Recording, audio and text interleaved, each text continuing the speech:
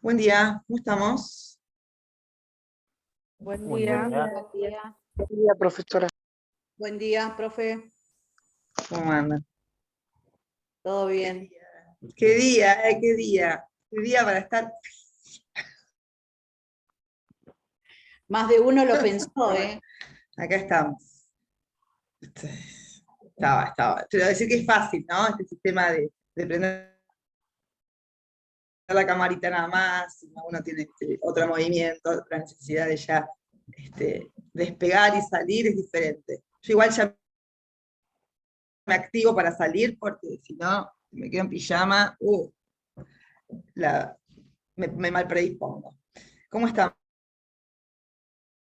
Bueno, ¿estamos todos o mazo? Prendan las cámaras. Prendan las cámaras. Buen día. ¿Se me corta a mí o a alguien más se le corta? A mí Bueno, también. vamos a empezar. Un Sí. poquito cortando la profesora. Ay. A ver, tengo buen internet acá, ¿eh? Acá me figura que tengo todo. ¿cómo se llama? Seguro que muchos por la tormenta Buena tenemos señal. internet muy bajo. Incluso en el teléfono. Y acá tengo, a ver, déjame ver, también el teléfono, así que. No sé. Esta computadora es nueva, porque no sé, pero es nueva, o sea, teóricamente tendría que ser mejor, porque no sé si será eso. Es nueva de estrenar, digamos, no nueva que no había agarrado nunca. Así que quizás eso, pero a ver, ¿a todos se les corta? Hablo un poquito más, algo más. ¿Cómo me están escuchando ahí? ¿Un poco mejor? Mejor, pero al principio se congelaba. Claro. Hay momentos que tiene como... Bueno, vamos a intentar. A mí se me están congelando ustedes también. ¿De qué dependerá esa situación? ¿Alguien sabe? Debe ser por la tormenta, profe. Sí. No sé qué solución le puedo dar. Si hay como hay una intercaladita.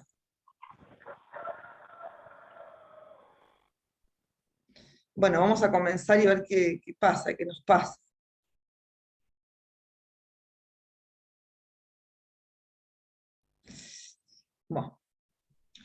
Bueno, estamos activados. Aquí los veo a todos.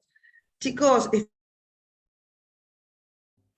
estamos hablando estos días, estas clases, de los atributos de la personalidad, y hemos hablado de la capacidad, y seguramente ustedes han tratado también, sigue cortándose, me dicen acá. Bueno, yo voy a hablar y no sé qué hacer.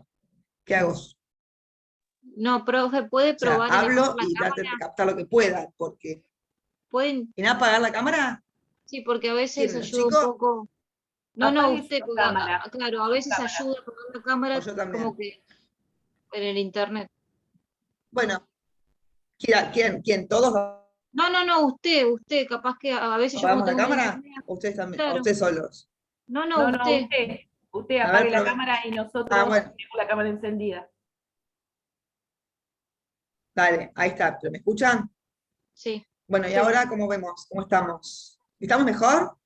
Ahí se escucha Se mejor. escucha mejor, profe. Ahí me están escuchando mejor, no hay interrupciones.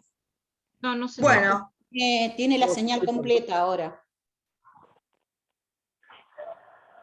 yo tengo la señal completa, no tengo problema de internet por lo que tengo acá. No es mi señal el problema, ¿será la computadora? No sé, ahí se escucha bien. Bueno, ¿qué hago?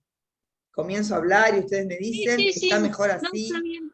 Sí, está bien, así puede hablar, así por lo menos no se corta y escuchamos completo. Bueno, comenzamos entonces la clase. No me van a ver, me van a escuchar esta bella voz, nada más. Bueno, chicos, ¿qué va a ser? Es lo que hay.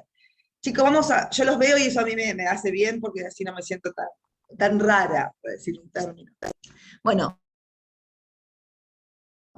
les decía que estamos en estas clases ocupándonos de la restricción a la capacidad de las personas, ¿verdad? Hemos visto el atributo de la personalidad y cómo este se puede ver cercenado a través de la restricción. Hoy nos vamos a referir a un instituto que es la inhabilitación, ¿bien? Que no es la restricción a la capacidad que hasta ahora estuvieron viendo, sino una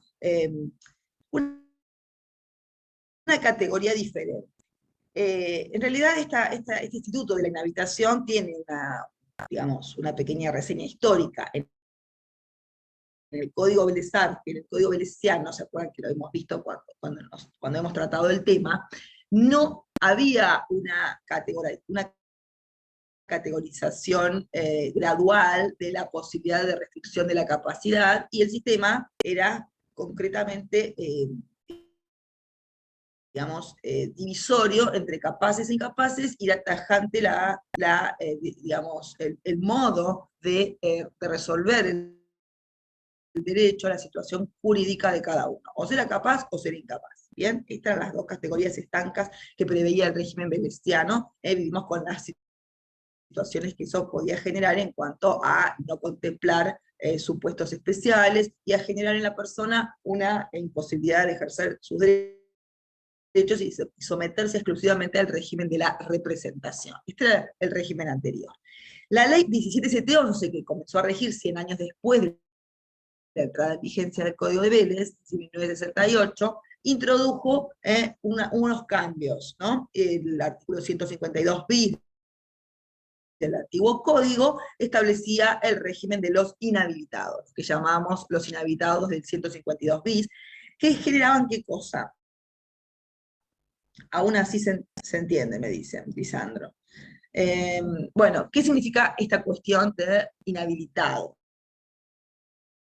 Bueno, era una nueva categoría que permitía sustraerse del sistema originario de diferencia entre capaces e incapaces, que era tan tajante, ¿bien? Permitiendo, o teniendo en cuenta zonas grises, supuestos en que las personas en realidad no merecían de acuerdo a su situación, una restricción total de su capacidad, pero sí una asistencia, es decir, un apoyo, lo que hoy llamamos apoyo, para celebrar ciertos actos de su vida civil, pero no todos ellos. Y para el resto de los actos de la vida civil estaba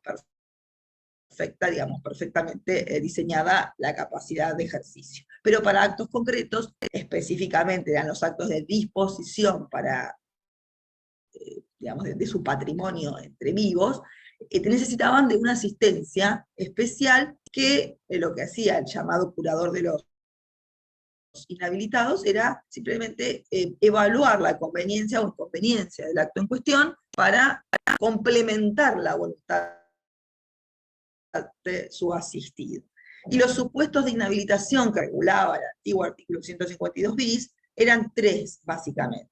Estaba, determinado para personas que tenía disminución en sus facultades mentales, disminuciones que, si bien afectaban, su nivel cognitivo o su desarrollo intelectual, no llegaban a los supuestos de demencia, no llegaban a los supuestos de una enfermedad mental que habilitara o hiciera necesaria una representación o suplencia total de su voluntad.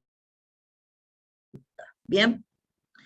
El otro de los supuestos que regulaba el artículo 152 bis era el de los ebrios consuetudinarios y toxicómanos, aquellas personas alcohólicas, aquellas personas adictas a sustancias tóxicas, a sustancias o drogadependientes, que pueden tener, como sabemos, momentos de su vida completamente, que se llaman de sobriedad, ¿verdad? En la que tienen pleno conocimiento de sus actos, pleno ejercicio de su discernimiento, pero otros momentos en los cuales están sometidos a los efectos de esas sustancias que hacen que puedan verse momentáneamente privados de razón, o momentáneamente inclinados a realizar actos que de estar sobrios o de estar limpios de sustancias no realizarían.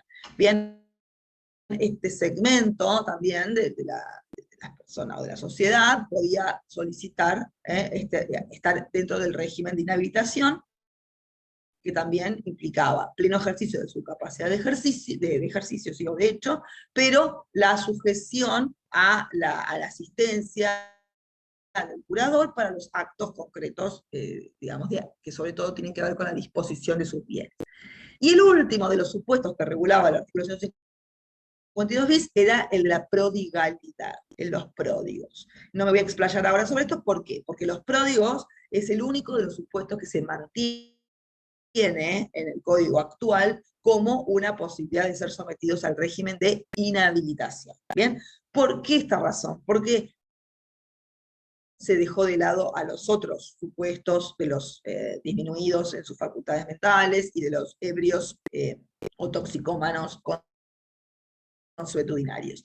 Porque estos supuestos, digamos, o esta categoría de sujetos, digamos, que pueden ver en complicada el pleno goce de su capacidad de ejercicio, ya estaría contemplado con el nuevo o estarían amparados con el nuevo régimen de capacidad que ahora dista del anterior, que los calificaba entre capaces e incapaces. El régimen actual que prevé el artículo 32 del Código Civil y Comercial, en la primera parte del artículo 32, ¿a qué se refiere? A la posibilidad de restringir la capacidad de una persona con sometimiento, en el caso de los actos que se encuentran restringidos, a la asistencia del apoyo que se le designa.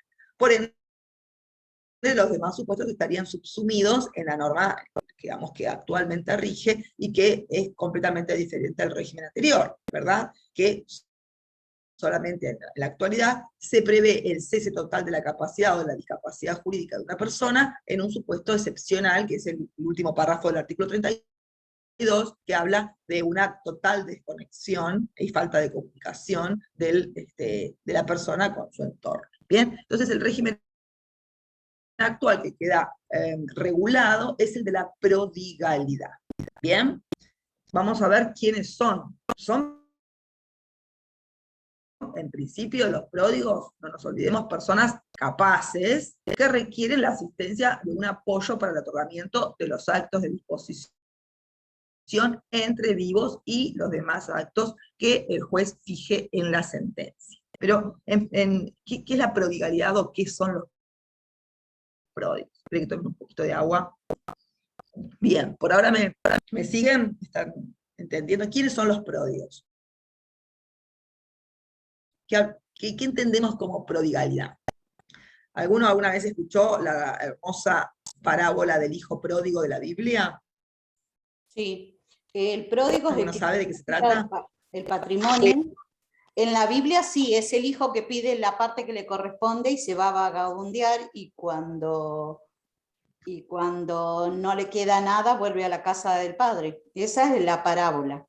Bien. Y en cuanto a la prodigalidad, es aquel que dilapida el Y que tiene muchas enseñanzas muy bellas, Sí. que tiene que ver con la actitud del padre, del perdón, ¿verdad? Exacto. El arrepentimiento del pródigo, y la envidia del otro hijo, porque es el padre con dos hijos, no nos olvidemos, y la actitud que asume ese hijo de recelo frente a la aceptación del padre del pródigo, y la enseñanza del padre a ese hijo, diciéndole, un hijo se me había muerto y volvió a la vida, ¿no? Bueno, esa hermosa parábola del hijo pródigo, para entender más o menos en qué apunta la idea de prodigalidad, sí, apunta a la idea de dilapidación, de derroche del patrimonio, de despilfarro, de utilización del dinero, quizás para cuestiones no necesarias, inútiles, bien, totalmente prescindibles. Cuando hablamos de prodigalidad nos referimos a eso, ¿no? A la utilización del patrimonio, como, digamos, como inadecuadamente, y poniendo en riesgo, sin duda, la capacidad de poder adquisitivo que tiene el dinero. Entonces, para cuestiones sí esenciales, para cuestiones necesarias, ¿no?, de la vida. No todos, como no todos tienen la suerte del hijo pródigo, que fue nuevamente aceptado por el padre para poder asistirlo para sus necesidades que tenía, porque en este caso, según la Biblia, el pródigo quedó reducido a una situación de pobreza extrema, en la que tuvo que hasta vivir mendigando para poder obtener algo de dinero que permitiera su subsistencia, y volvió con la cabeza agacha a pedir perdón para ser admitido nuevamente.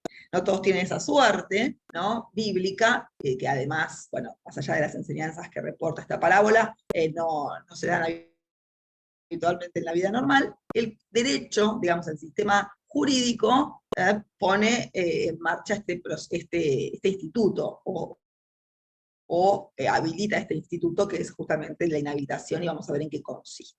Pero el sentido y la razón de ser del instituto legal de la inhabilitación que regula nuestro Código Civil y Comercial no es el mismo parámetro que la parábola bíblica, que era la de perdón y asistencia a la persona que había dilapidado su patrimonio, sino que el objetivo y la razón de ser de la inhabilitación es la protección del patrimonio como sustento familiar, porque a la persona que tenga esta inclinación de dilapidación de su patrimonio, de despilfarro, de utilización del dinero, digamos, caprichosamente, no tiene protección per se, salvo que tenga obligaciones alimentarias, salvo que ese patrimonio sirva de sustento familiar. Si la persona pródiga por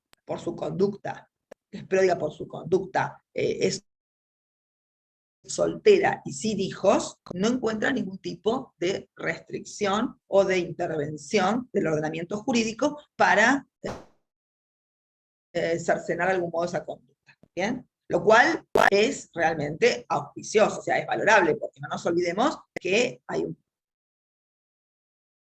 una libertad de autodeterminación de todas las personas, que el dinero que obtenga personalmente con el fruto de su esfuerzo y que sea de su propiedad, es de exclusiva administración y disposición del titular, ¿no? Porque es uno de los principios básicos del derecho a la propiedad privada y del derecho a la libertad y a la autodeterminación. Por ende, es lógico que el ordenamiento no intervenga siempre en situaciones, digamos, de restricción, cuando la persona no tiene obligaciones.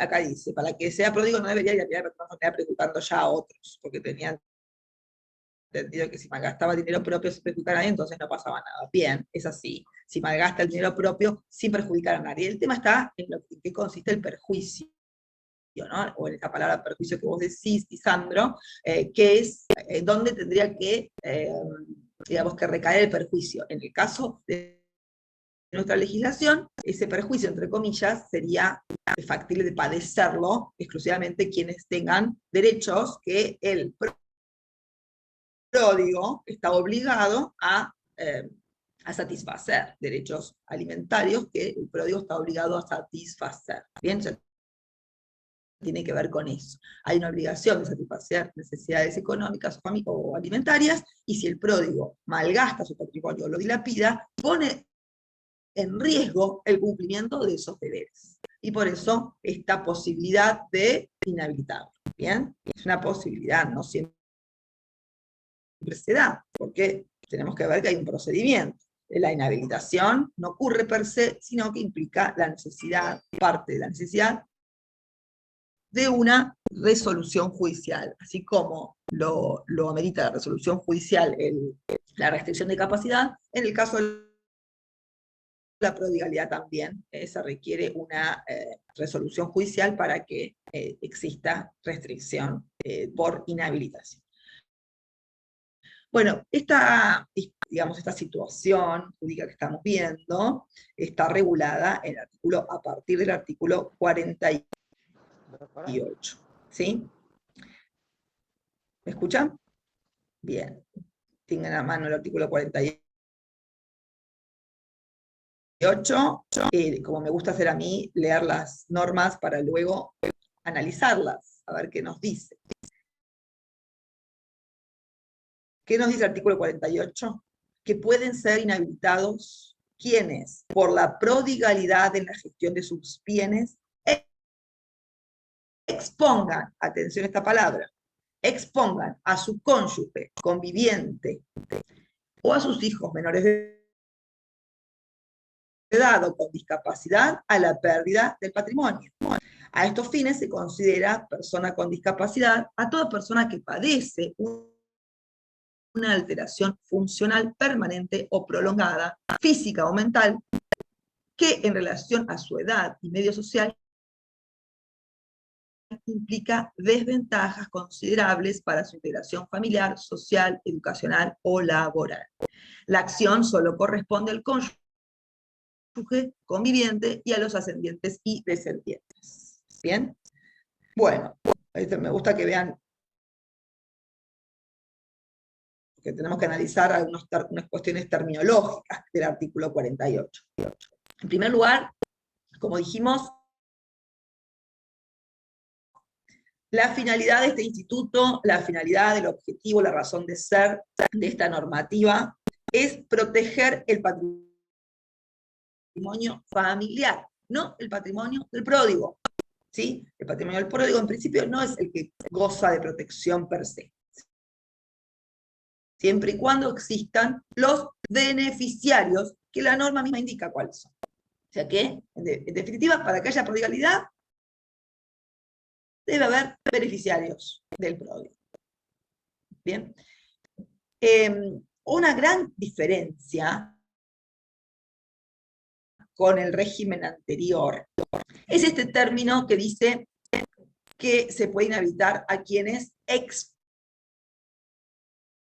expongan a la pérdida de su patrimonio a los cónyuges, convivientes, hijos menores o con discapacidad.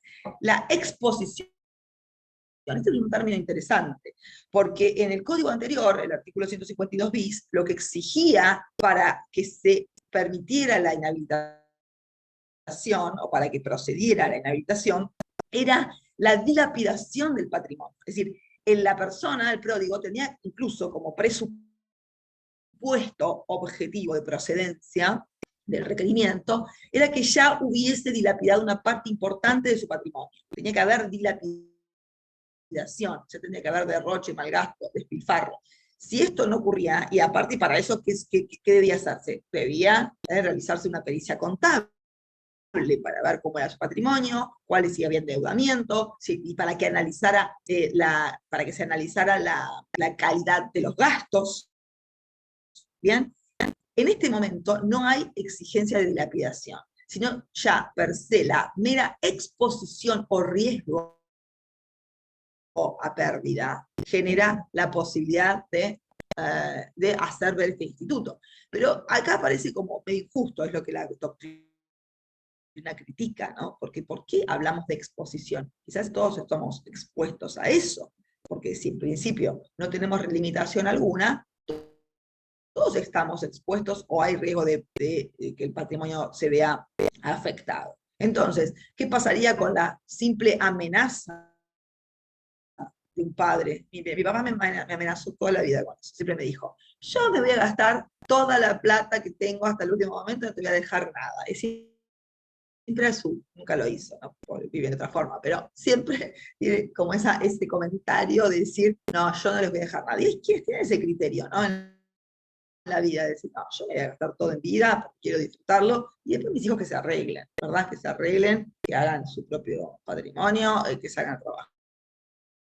No está mal esa postura en la vida, pero bueno, ¿qué pasa con esa simple amenaza? Ya de por sí implica una exposición. Bueno, son cuestiones a tener en cuenta para evaluar o no si procede en definitiva esta restricción que dispone el artículo 48.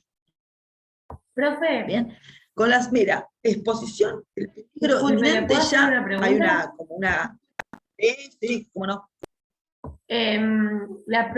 La prodigalidad, no es la palabra, no se da solamente en los casos de los hijos menores de edad o que necesiten que el padre los mantenga cónyuge, que vive con el cónyuge, y los hijos con discapacidad, o cualquier persona, cualquier hijo mayor puede reclamarla. Ahora vamos a ver quiénes son los Ay, lo dice en el artículo. Por eso, los pero titulares creo de que la lo dice, acción, pero los no sé beneficiarios de si, la acción. como lo dijo Siempre- recién la profe, me quedé con la duda si cualquiera lo puede reclamar o no.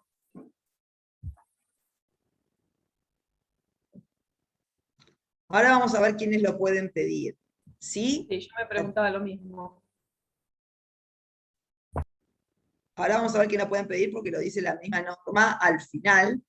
Lo que sí, una cosa es quiénes lo pueden pedir, que es la acción, Fíjense la parte final del artículo 48. La acción solo corresponde al cónyuge conviviente, cónyuge, se dice. A tener en cuenta esto porque cónyuge es con U y no tiene U. Así que a pronunciar bien las palabras, los términos jurídicos. Cónyuge, conviviente y a los ascendientes y descendientes. Estas son las personas que lo pueden solicitar, que pueden ejercer la acción pidiendo la inhabilitación. Bien, ahora, no son los beneficiarios solamente ellos, porque fíjense que para que exista el Doctora, presupuesto de ¿estos serían los prodigalidad, legitimados? tiene que haber. ¿Estos serían los qué, Ana? ¿Legitimados para pedir la acción? ¿El cónyuge, los ascendientes y los descendientes? Son ¿Son los legitimados para pedir la acción? los legitimados a la acción, pero no los protegidos, porque el ascendiente no está protegido. Fíjense que la protección del patrimonio familiar es solamente respecto a aquellos a quienes se les debe sustento. A los ascendientes se les debe sustento eventualmente, o sea, la ley exige que, sí, que se encuentren protegidos en caso de no tener sustento propio y tenerlo el hijo mayor de edad, ¿bien? O sea que eventualmente está la obligación alimentaria respecto a los ascendientes, pero para el supuesto de que estos se encuentren en situación de vulnerabilidad económica, mientras que el hijo es protector, digamos. Pero en principio, el patrimonio familiar que está protegido, es claro, al principio de la norma, cuando habla de quienes tienen hijos menores de edad, o con discapacidad, cónyuge o conviviente, a quienes se les debe la asistencia alimentaria, mientras esté la convivencia, y mientras persista la unión convivencial en el caso de los convivientes, o el matrimonio en el caso de los cónyuges. O sea, mientras esté presente esta obligación alimentaria, están protegidos. ¿Bien? Disculpe, doctora, buenos días. Eliana le habla. Buen día, ¿cómo le va? Le hago una consulta.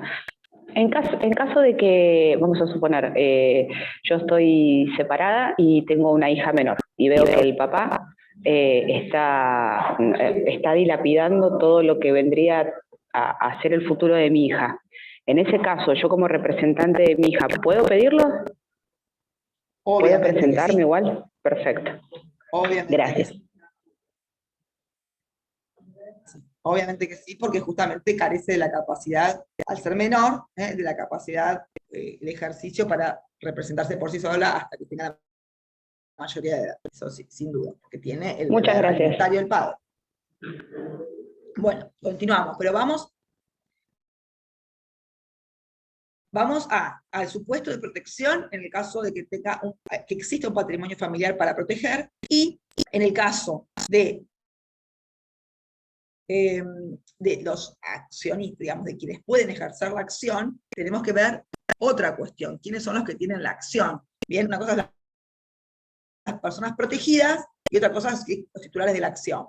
Bien, en cuanto a las personas protegidas, vemos cónyuge, conviviente. En este caso, en el caso de los cónyuges, a tener en cuenta que, bueno, implica la existencia de un matrimonio. Ustedes saben que hoy día el matrimonio puede celebrarse bajo el régimen de la ganancialidad del patrimonio, o bajo el régimen de patrimonios separados. O sea, pueden celebrarse convenios prenupciales que establezcan que no hay un patrimonio, digamos, común. No importa esta cuestión, ¿bien? Esto es indiferente a los fines de la protección, no importa el régimen de ganancialidad o no, en el que se haya celebrado el matrimonio. La protección subsiste, porque la protección tiene que ver con que ese patrimonio sirva de sustento. ¿Bien? Por eso hay que analizar también en qué consiste la dilapidación de los gastos, porque quizá los gastos no ponen en riesgo la capacidad de sustento. Y hay que analizar, por supuesto, también cada economía, cada patrimonio, cada economía familiar y cada situación personal. No es lo mismo para un multimillonario realizar gastos excesivos. Usted puede decir, ay, es millonario, mira, viaja en primera clase, y está pagando el pasaje de avión 4 veces más caro que lo que vale en tu lista. Ah, no, lo voy a inhabilitar porque está gastando innecesariamente. O está comprando zapatos que valen, ustedes saben, ¿no? Los precios valen 25.000 pesos. O sea, ahí, según todos los zapatos se pueden comprar 2.000. ¿Por qué no comprar de 2.000? Bueno, sí.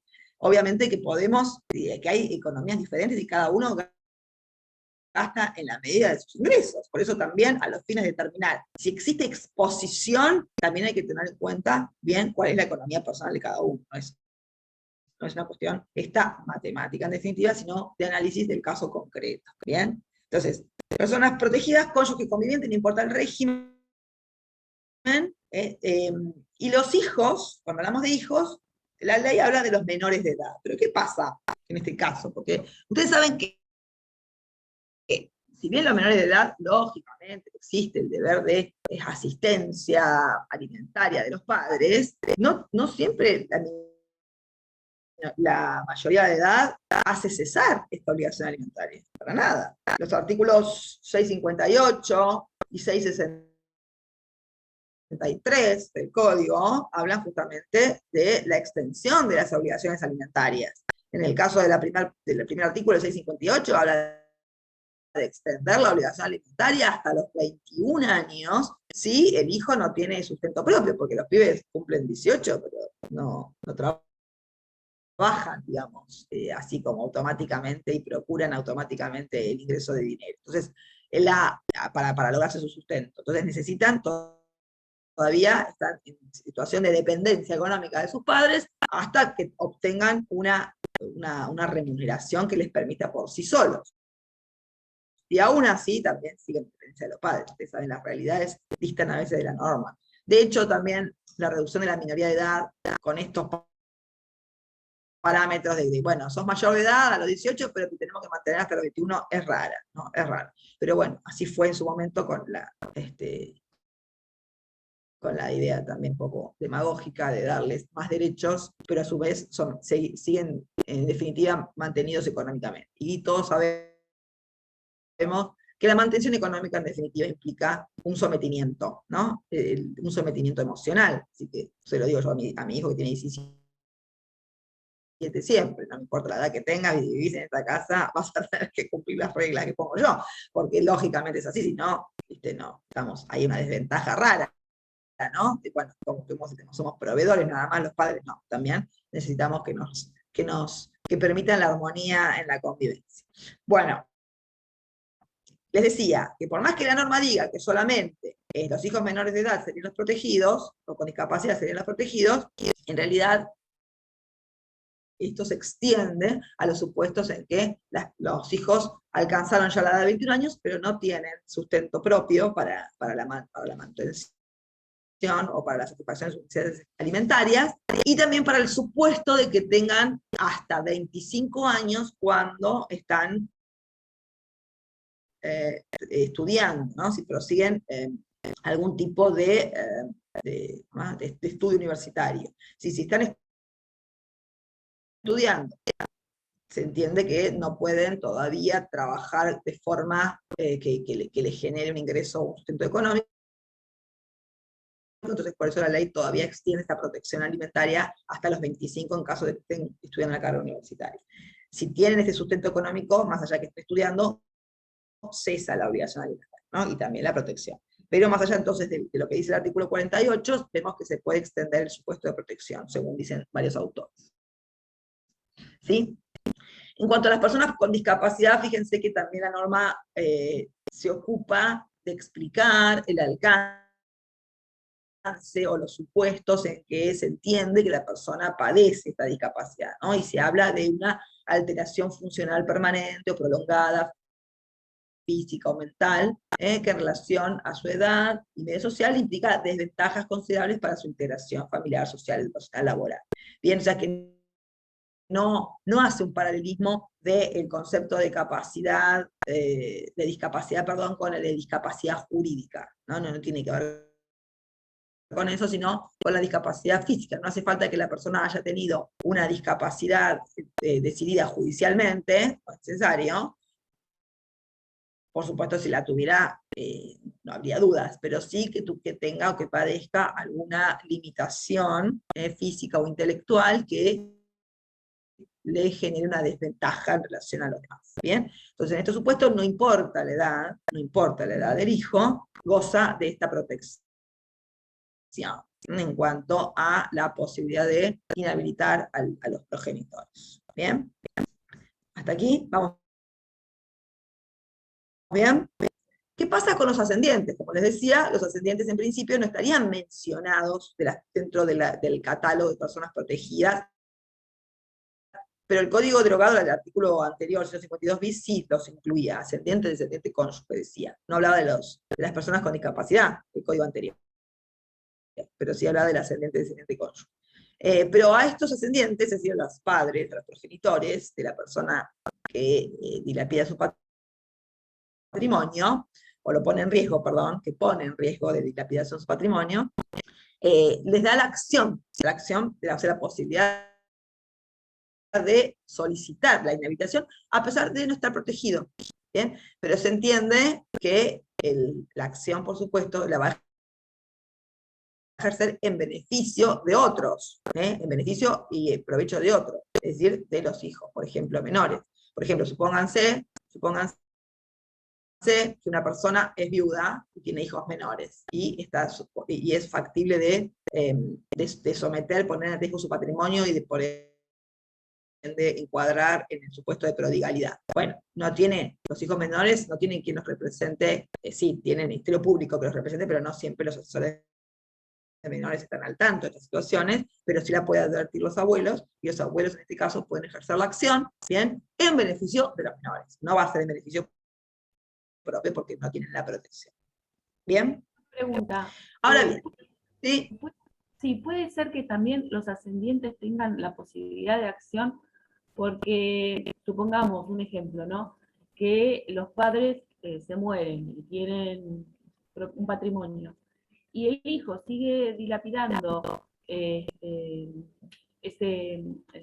dinero, el patrimonio, y después también va a heredar, en cierta forma, cuando mueren los padres, heredan, es decir, un acreedor puede ingresar dentro del sucesorio de los padres. No sé si logro que me entiendas. En el supuesto, por ejemplo... No, porque encima se me corta un poco, a ver si te entendí. Supongamos que los padres piden, los padres de la persona que dilapida el patrimonio, piden la inhabilitación, piden la acción para inhabilitar el hijo. Y pueden poner, digo, no como condición, de que ellos tienen un patrimonio, que están con una enfermedad terminal, y que si el hijo sigue dilapidando ese patrimonio, en el futuro, cuando ellos mueran, en una sucesión, pueden ingresar acreedores del hijo dentro de ese sucesorio y afectar el patrimonio del nieto. No sé si se llega a entender. No, lo que pasa es que yo te escucho cortada. ¿Me puedes hacer la pregunta sin la cámara? A ver si puedo escucharte sin corte. A ver. Si pasa lo mismo que hago yo, que cuando saco la cámara ustedes me escuchan bien. A ver, porque no sé por qué no escucho bien, todo cortado. A ver, volver, Teresa, hacerme la pregunta pero sin la cámara. ¿Sin la cámara yo? Sí. Vuelvo otra vez. Vamos a ver si te escucho mejor. Fíjate, a ver, habla. Creo que esto es más relacionado a sucesiones. Supongamos que los padres de la persona del pródigo solicita la acción para inhabilitar al hijo. Y en esa acción no solamente alegan el despilfarro que realiza el hijo... No, sigo, escucho todo cortado. Bueno, entonces en otro momento... No. Ay, no, pero me quedo con la intriga. ¿Por qué no me la anotas a escribirla? Sí. No sé por qué escucho todo cortado. Escucho, pero me falta justo lo culmine que me querés preguntar. No lo entiendo porque lo escucho todo de corrido. Qué feo. Sí. Esta computadora nueva no me estaría resultando. Bueno, pasame por chat, dale la pregunta. Sí, sí, sí. Dale, pasámela por chat, porque tengo acá lo tengo abierto para ir leyendo, atento a esta falta de, no me gusta mucho con los chats ir contestándolos, pero atento a este problema de comunicación. Lo habilité. También Así estoy que dale, viendo. escribila. ¿Vos escribila tranquila? ¿Estás viendo? Ah, bueno. Acá Nancy dice que se escucha cortado también. ¿Vos también le escuchás cortado a Teresa, Nancy, o a mí sola? No, a vos te escuchaba cortado la clase que estabas explicando y nada, o sea, igualmente voy anotando todo y siguiéndote, pero se escucha entrecortado, te aviso. Claro, cuando habla, yo escucho perfecto una parte y después como que se corta en alguna palabrita y hay como un delay, qué sé yo. No sé qué Claro. pasa. Perdón, gracias. Con el iPad no me pasaba, pero bueno, voy a volver a ver si es este, si el problema es este, si es hoy la conexión, si es el día, está tan feo. Estoy en la costa que hay mucho viento, si es eso el problema, qué sé yo. Desconozco, porque por un lado me parece como la señal toda perfecta, y de hecho yo estaba escuchando la radio por internet y lo más bien, así que no sé, debe ser la tormenta, amiga, puede ser. ¿Qué va a ser? Bueno, mientras que escribe Teresa la pregunta tranquila, que después la leo, continuamos. ¿Cuál es el efecto de la declaración de inhabilitación? Bueno, justamente en el artículo siguiente, el artículo 49, encontramos los efectos. ¿Y cuál es? Es que importa, o que implica la designación de un apoyo, un apoyo, como vimos en el caso del artículo 32, ¿qué función tiene? La de asistir al inhabilitado en el otorgamiento de los actos de disposición entre vivos y los demás actos que la sentencia determine, ¿no? Concretamente. Pero lo importante es que los actos, en principio limitados, son los de disposición por actos entre vivos. Acá leo la pregunta antes de continuar. Los padres piden la acción de inhabilitación y como fundamento es que el hijo gaste. Al revés, decimos, cuando en dedo de la familia haya deudores y se presenta afectando la herencia a futuro del nieto. No, porque la herencia, es medio enroscado. En realidad es demasiado preventivo. Es necesario que al momento de efectuarse los gastos tenga los familiares a cargo, tenga a cargo personas para asistir económicamente. No sé si ahí me entendés, María Teresa. Ya el momento de realizar o de exponer su patrimonio, tiene que tener gente a cargo, no a futuro por si los tuviera. ¿Bien? Es que el hijo gaste en deuda de la familia. La familia no se la endeuda. Se endeuda, uno siempre. Los gastos implican, ya no sé si vimos, no, todavía no vimos patrimonio. Implica el patrimonio personal. Lo que se heredan las deudas que solamente satisfacen con el patrimonio heredado, no con el propio, no con el propio.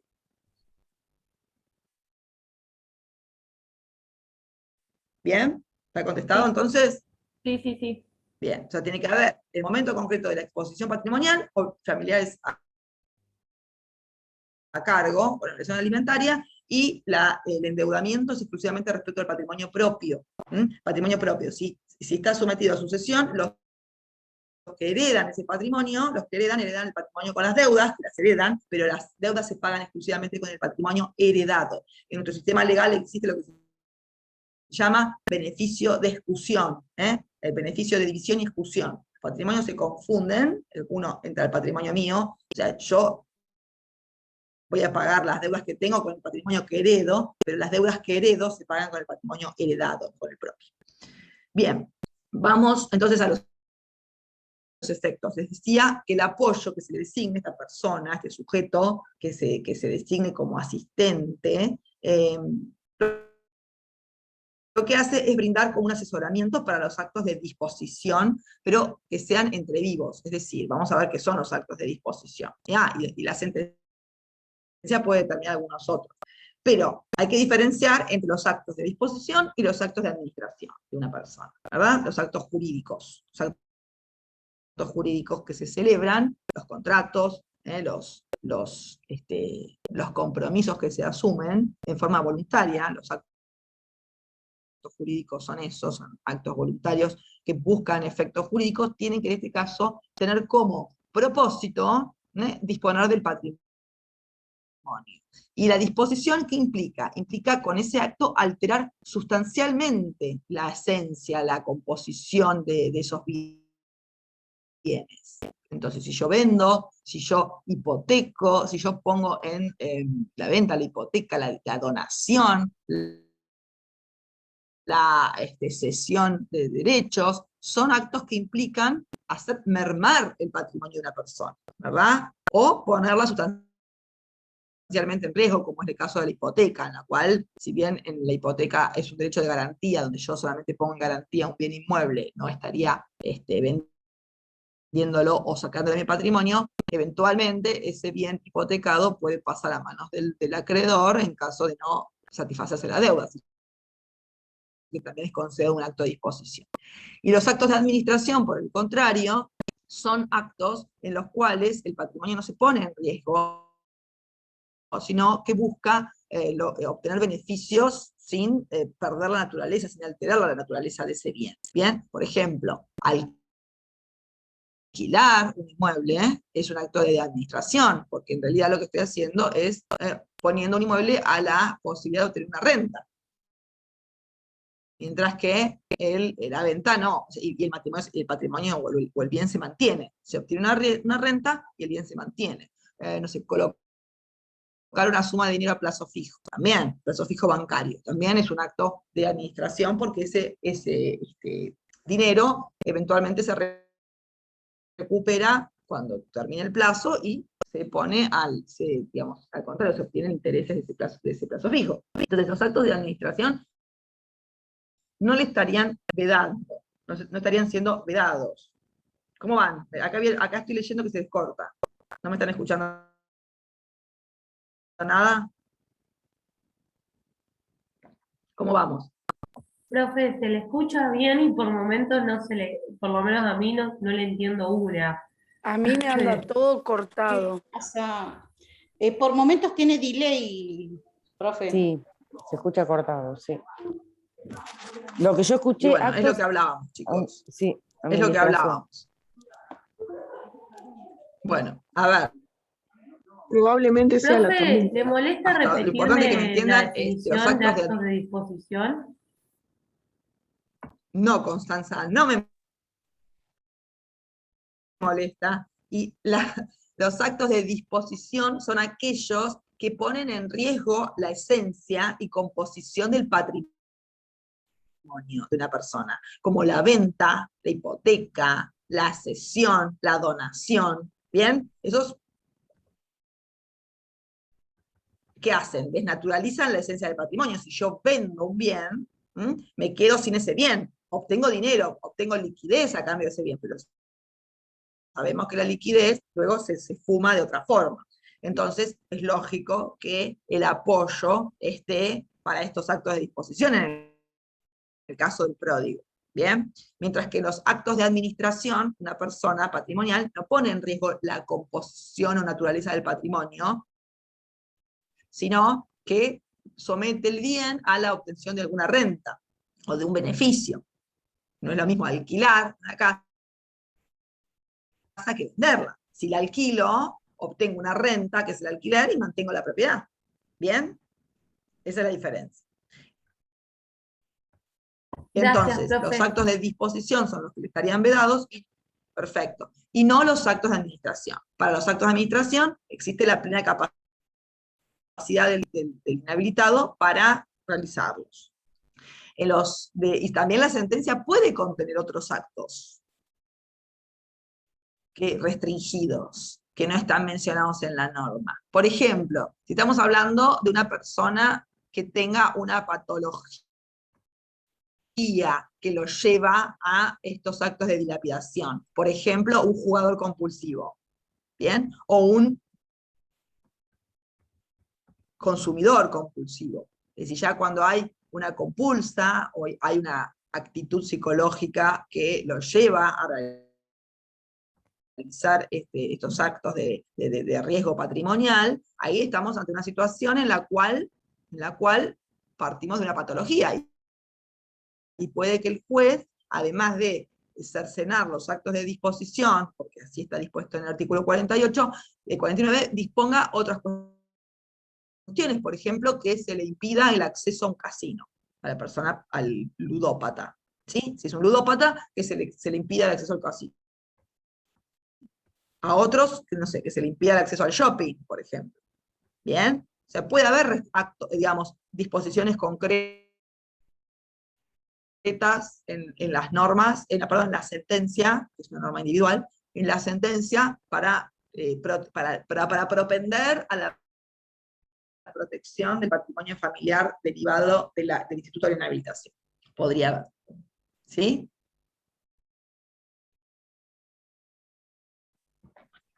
Bueno. ¿Cuándo cesa? ¿Cuándo termina la inhabilitación? Este es un tema raro, lo que dice el artículo 50, que se refiere justamente al cese. Porque fíjense lo que nos dice el artículo 50, léanlo todos. El cese de la inhabilitación se decreta por el juez, que la declaró, es decir, el mismo juez que dispuso la inhabilitación, tiene que disponer en su sentencia el cese de la inhabilitación. Pero esto es lo curioso. Previo examen interdisciplinario que dictamine sobre el restablecimiento de la persona. Previo examen interdisciplinario que dictamine sobre el restablecimiento de la persona. Después dice, si el restablecimiento no es total, el juez puede ampliar la nómina de actos que la persona puede realizar por sí o con apoyo. Es decir, que quizás no restablezca, pero cambie, modifique la sentencia en cuanto a los actos restringidos. Bueno, vemos que hay un procedimiento para el restablecimiento o para el cese de inhabilitación.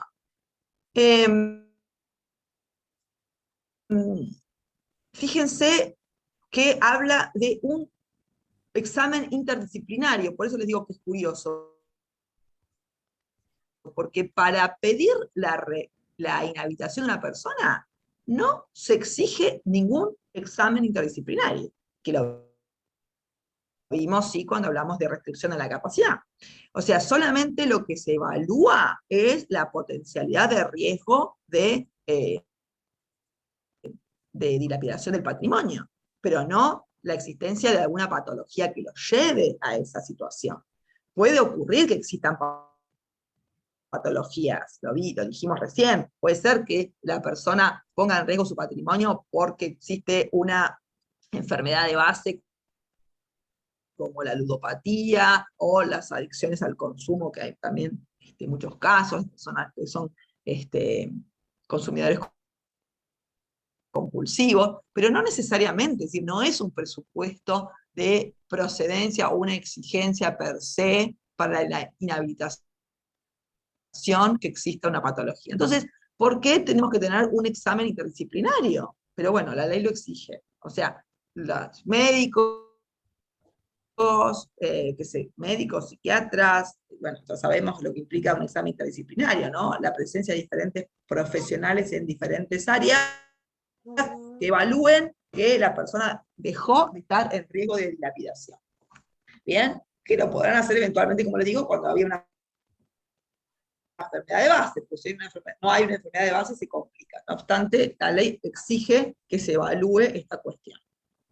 Ahora, también hay otros temas a tener en cuenta. ¿Qué pasa? Bueno, esto por un lado, ¿cierto? La exigencia de del examen interdisciplinario. Pero hay otras cuestiones. ¿Qué pasa si hay un cambio, una diferencia, una modificación en el régimen o en la situación patrimonial de la persona? De las personas beneficiadas, perdón. O sea, hay beneficiarios. Supónganse ustedes que los beneficiarios, que son menores de edad, que son personas que están sujetas al régimen de alimentos por los progenitores, obtienen de repente sustento económico propio, a pesar de la minoría de edad. Yo pensaba en el padre de Messi, ¿no? Por ejemplo, el padre de Messi, que estaba sujeto ahora Messi es grande, Messi arrancó chiquitito a trabajar, era menor de edad, y ¿qué pasa? Tenía fortuna ya de tan chiquito. Por supuesto que la situación ahí cambió evidentemente. Pongo un ejemplo grosero, pero bueno, puede haber otros en los cuales los menores de edad, hay artistas también, hay niños que tienen, bueno, ahora, no sé, ahora qué ejemplos puedo dar, pero me acuerdo de mi época de pequeña, cuando estaba Andrea del Boca, esos actores que arrancaron tan pequeños y que tenían patrimonio propio, y obviamente ahí no podían hablar de necesidad de sustento o de protección del patrimonio familiar cuando tenían el propio. Entonces, estas situaciones fácticas también pueden llevar a la posibilidad pueden llevar a la posibilidad, queda mal, pueden llevar a la situación de hacer cesar la inhabilitación. ¿Bien? Y por último también se da el supuesto en que cese el carácter de beneficiario, es decir, cuando ya no hay más beneficiarios, supongo que se divorció, que cesó la unión convivencial, o que los hijos llegaron a la mayoría de edad, y no tienen, digamos, superaron los 25 años, para ser más exactos, que ya no están dentro de ningún régimen de protección, y no hay discapacidad de ningún hijo. Entonces, en esos casos también cesaría la posibilidad de inhabilitarlos y por ende de considerar los actos de disposición entre vivos sometidos a la asistencia del apoyo. Bien, estos serían los supuestos entonces. ¿Cómo vamos? ¿Bien? ¿Alguna pregunta? No. Bueno, ¿no? ¿Estamos bien? Bueno. Es que no es un tema muy complejo, son poquitos artículos. Bueno, el programa también les pide en esta unidad 11 la protección a la ancianidad. En realidad, es un tema de la ancianidad porque no estarían dentro, digamos, hablamos de personas con, digamos, que han llegado a una edad de mayoría tal, digamos, una edad que se acerca ya a lo que se llama, lo que normalmente actualmente nombramos como mayores adultos, es decir, que por supuesto son mayores de edad y han llegado a una edad cercana al ocaso de su vida, cercana a los fines de sus días, por una cuestión biológica y lógica e inevitable, y son sujetos que no tienen un régimen de protección especial, como sí tienen los menores. Entonces sabemos que los menores tienen un régimen de protección, dada la categoría que representan, y los ancianos no. Los ancianos o las personas adultas mayores tienen una realidad que a veces no encuentra una suficiente protección legislativa que permita, digamos, que tengan un régimen diferenciado, similar al de los menores. Encontramos esa realidad, ¿no? Y de hecho, digamos, la situación, las realidades sociales han cambiado sustancialmente de épocas anteriores, en las que culturalmente se entendía que los padres en algún momento, cuando llegaban digamos, a la inactividad laboral y al momento de cercano, digamos, al ocaso de su vida, pasaban a estar cuidados por sus hijos, ¿no? Y tenían esa función ya culturalmente aceptada de que iban a vivir a la casa de sus hijos, iban a ser atendidos por ellos, especialmente por la hija mujer, que no trabajaba, que normalmente no trabajaba en esa época, o la nuera, ¿no? Ya esto, digamos, ya no me pasó en mi generación, ¿no? En mi generación ya mi mamá trabajaba, pero en generación anterior a mi madre sí, era muy común, ¿no? Que tuviesen este criterio de considerar que, bueno, que llegaban a un punto que iban a vivir en la casa de sus hijos. Pero culturalmente cambió esta idea, un poco por egoísmo, un poco por realidad, un poco por necesidad, cambio cultural en el cual ya no hay como una, digamos, idea más egocéntrica de la vida y sobre todo de asumir roles, porque ahora no se entiende, o como antes, como era tan, digamos, asumida la idea de que la nuera asistiera a la suegra, ¿no? Era como muy normal, y hoy día a nadie se le ocurre, ¿no? Pensar que se va a acercar de la suegra. Bueno, como les decía, cambió la realidad, también la mujer salió a trabajar, lógicamente, porque sus derechos fueron más allá de esa necesidad de independencia, también las necesidades económicas, ¿no? de procurar mayores sustentos, y por ende no hay quienes se puedan hacer cargo de esta situación de los mayores, de los adultos mayores, con la idea que anteriormente era aceptada de acogimiento en el seno familiar de los hijos. Es un tema que ha sido, bueno, ha sido por un lado avasallado por la realidad y por otro lado también por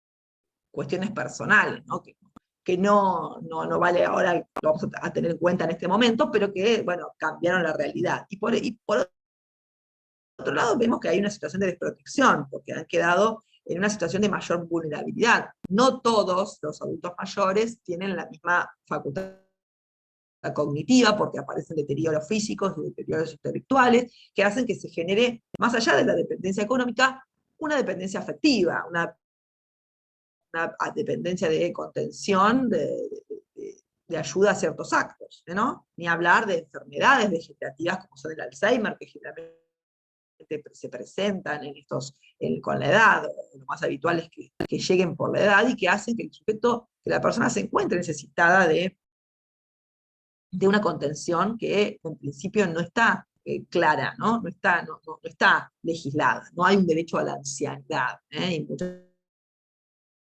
gran parte de la doctrina entiende que debería haber esta protección para tener una mejor calidad de vida para estos sujetos, para estas personas a las que, digamos, todos quizás nos veremos constreñidos a llegar. A ver, hay un trabajo que hizo Ferrero en el campus, lo van a ver, está bueno, ¿no? Y que tiene, yo tengo compartir, yo me tengo que compartir pizarra para iPhone, ¿por qué no tengo? Bueno, no la puedo ver ahora. ¿Dónde está? Yo tenía un trabajito. Aparecen los archivos acá. Bueno, fíjense a ver, este trabajo de Ferrero, a ver. ¿Ahí ven algo? ¿Ustedes no? No. Un documento que estoy por... No. No lo ven, ¿no? El documento. No. Bueno, no importa. Bueno, no importa. Porque no sé, cuando pido compartir pantalla no me lleva Word. Bueno, no obstante, más allá de que pueden entrar al campus virtual y ver un trabajo que tiene Ferrero sobre la ancianidad, van a ver cómo nuestro derecho positivo ha regulado el tema de la ancianidad en forma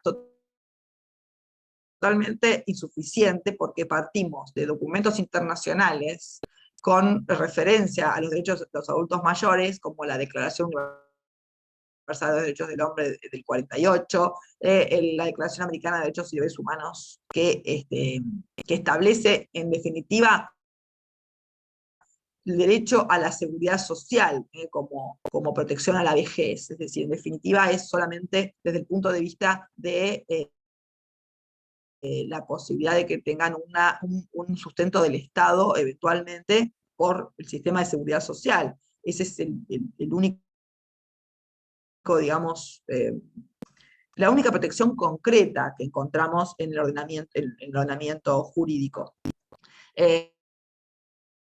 Y quedan como normas, en definitiva, el resto de las normas, como el protocolo de la Convención de los Derechos Humanos, que habla de que toda persona tiene derecho a protección especial durante la ancianidad, así dice concretamente esta Convención Americana sobre los Derechos Humanos, protección especial durante la ancianidad, queda como una norma programática, porque no concreta en qué sentido el Estado tiene que realizar, qué programa, qué leyes, qué legislación, qué disposición concreta o especial debe procurarse para las personas de edad avanzada. No hay una directiva concreta en el derecho internacional, en el derecho supranacional.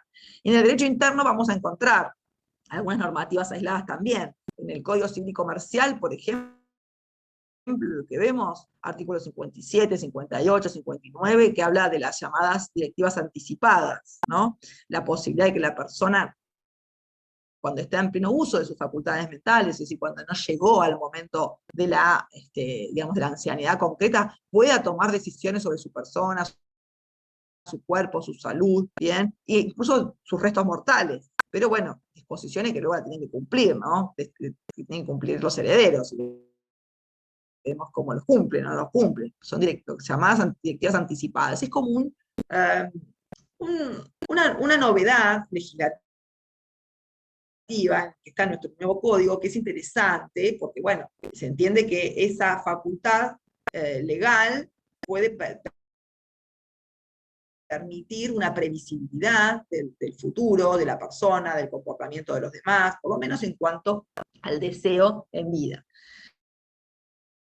Pero después tenemos otras cuestiones que tienen que ver con el hábitat, la elección del propio hábitat de la persona, dónde desea vivir, porque no siempre puede vivir en su propia casa, porque puede ser que su propia casa no tenga, digamos, la soledad, lo encuentre limitado para manejarse por sí solo, pero cuál es la decisión o cuál es la solución pragmática de nuestros tiempos, la institucionalización de la persona, ¿no? A través de los geriátricos. Y estas cuestiones muchas veces no son deseadas, y acá no tenemos tampoco ninguna normativa que regule esta posible decisión o este posible destino de la persona, porque lo que encontramos en la Ley de Salud Mental y en el Código Civil es la internación, ¿no? Que puede ser voluntaria o involuntaria, pero no esta institucionalización, ¿no? de la persona, de hogares de día, de hogares de noche exclusivamente, cómo puede, digamos, la persona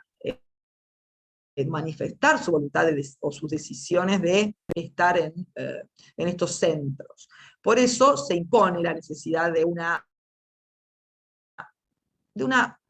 pronta legislación que abarque estas dificultades y estos conflictos que se pueden dar en esta etapa de la vida que no están resueltos. Quizás en otras legislaciones en Europa hay institutos que se están previendo, que tienen que ver con la posibilidad de destinar bienes de la persona a un tercero que se haga cargo de él y luego eventualmente con el fallecimiento obtenga el bien en propiedad. Bueno, hay institutos que tienen estas finalidades, pero aquí no se ha encargado nuestra legislación de contemplar estos supuestos para evitar los conflictos que pueden darse. Bueno, como no puedo compartir el documento, pero ustedes tienen acceso al campus virtual, fíjense que hay un lindo artículo que escribió Ferrero sobre esto, donde hay comentarios y análisis de estos casos de la ancianidad, pero en definitiva redundan en la carencia, ¿no? En la falta de una solución. Ay, me voy a mirar para saludarlos, para irme, aunque ya no me... Doctora, hay en el tratamiento de la ancianidad sobre este tema, por eso en definitiva carece. Dice que, por ejemplo, se utiliza en Argentina la Ley de Protección contra la Violencia Familiar, que establece la obligación de denunciar los hechos de violencia sobre menores, incapaces, ancianos o discapacitados. Es lo único. Bueno, ahí encontramos, en la Ley de Violencia Familiar, es la protección considerando la vulnerabilidad de estos sujetos, exacto, pero en materia, digamos, más que nada, cuando hablamos de violencia familiar tiene que ver con el aspecto físico, ¿no? Pero tenemos que pensar o por supuesto también emocional, pero también en la contención en cuanto, como les decía, digamos, el hábitat, el medio de vida, el modo de vida, que la persona en definitiva se ve sometida a la decisión de los hijos, porque por una cuestión ya de falta de posibilidad de manifestar su voluntad, o ser oído en su voluntad, porque la voluntad la puede expresar, pero no siempre, o sea, las soluciones están en manos de otros. Digamos que el gran salto que ha dado legislativamente el derecho privado ha sido la incorporación de las llamadas directivas anticipadas. Pero las directivas anticipadas tienen que ir acompañadas con la posibilidad de financiamiento de eso. Ah, no, yo quiero vivir en tal lugar, con tal, bueno, pero ¿cómo se financia? No siempre logra el financiamiento deseado y tiene que tener parte, en definitiva, del propio sujeto que está posibilitado, digamos, de manifestar esa voluntad o previsibilidad. Es una cuestión complicada desde muchas órbitas. Primero porque desde lo psicológico las personas tampoco nos encontramos preparadas para prever. Hoy día es muy instantáneo, ¿no? Nuestro modo de vida, y nunca vamos a pensar en qué decisión, o qué es lo mejor, o en qué situación nos encontraremos en el futuro, ¿no? Y por eso necesita de un aspecto de análisis integral, por quienes puedan, de expertos que realmente puedan brindar qué solución o cómo el ordenamiento puede contener estas necesidades que indefectiblemente pueden llegar a darse. Bueno, nosotros quizás, bueno, sabemos que el cese de la persona puede ser por una muerte digamos, que nos encuentre en un estado de nuestra vida que no requiera estos cuidados, pero no, por cómo viene los avances científicos, los avances tecnológicos, hay una tendencia a la longevidad, ¿verdad? Que bueno, esta pandemia un poco suspendió porque ha hecho, la pandemia ha sido un claro ejemplo de... Yo a veces pensaba cuando el año pasado, ya después de la pandemia empezó a hacer más, digamos, a ya no discriminar por edad, pero al principio recuerden cuando comenzó era muy dirigida a la vulnerabilidad derivada de la edad, ¿no? La edad de riesgo hacía que las personas fuesen más proclives a contraer la enfermedad y a fallecer por la enfermedad. Bueno, luego el virus mutó y bueno, afectó también a jóvenes, pero al principio era como una reacción de la naturaleza para ponerle fin a algo que la ciencia venía deteniendo, ¿no? Porque, digamos, fíjense cómo la ciencia y la medicina avanzan a los fines de mantener la vida de la persona, que a veces no condice con la calidad, porque bueno, clínicamente nos mantiene hasta determinado, no sé, hasta tiempos que quizás exceden los que naturalmente corresponderían, ¿no? Es como un tema filosófico que se plantea, decir, bueno, hasta dónde el ser humano puede controlar ese destino, porque entonces la idea sería que, bueno, sí, que se llegue a la mayor longevidad, pero con calidad de vida. Y a veces eso no es posible mantener los dos supuestos. Entonces, si la calidad de vida disminuye notoriamente, como el ordenamiento jurídico, desde lo jurídico, no siempre, porque lo jurídico es una cosa, la realidad es diferente, pero por lo menos qué ordenamiento hay para paliar los efectos nocivos, ¿no? De la desatención propia de la edad. Entonces esa es una cuestión o algo que ha quedado abierto y que es necesario que los legisladores pongan el foco.